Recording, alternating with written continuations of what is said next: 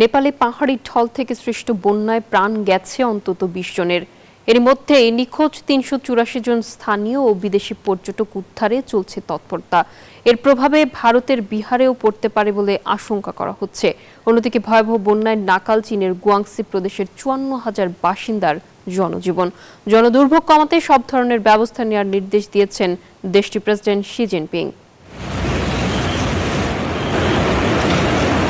হঠাৎ পাহাড় থেকে নেমে আসে ভয়ঙ্কর ঢল আর ভূমিধস, ভাসিয়ে নেয় রাস্তাঘাট, বাড়িঘর, বিদ্যুৎ প্রকল্প সহ সবকিছু। নেপালের তিব্বত সীমান্তবর্তী রাসওয়ার সিয়া প্রবেশী ও তিমুর এলাকা পুরোটাই যেন বিলীন ঢলের পানিতে।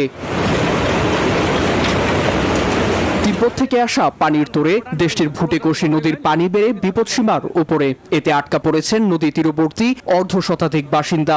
এর মধ্যে ১৪টি হেলিকপ্টার নিয়ে যৌথ অভিযানে নেমেছে দেশটির সেনাবাহিনী ও দুর্যোগ কর্মী। জানায় নিখোঁজ বিদেশি ও স্থানীয় ৩ শতাধিক পর্যটকের খোঁজে অভিযান চলছে। নেপালের ভুটেকোশি ও ত্রিশুলী নদীর পানি শেষ পর্যন্ত ভারতে গিয়ে গুন্ডক নদীতে যুক্ত হওয়ায় বিহারে বন্যা ঝুঁকি বাড়ছে। অন্যদিকে দেশের উত্তরাঞ্চলীয় বারাণসীতে ভারী বৃষ্টিতে হাসপাতাল ও বিভিন্ন এলাকা পানিতে ডুবে গেছে। সড়ক ও আন্ডারপাস তলিয়ে জলাবদ্ধতায় বাড়ছে জনদুর্ভোগ। একই পরিস্থিতি চীনের দক্ষিণাঞ্চলেও। গুয়াংশি প্রদেশের ছুংজৌতে রেকর্ড উচ্চতায় বইছে নদীর পানি।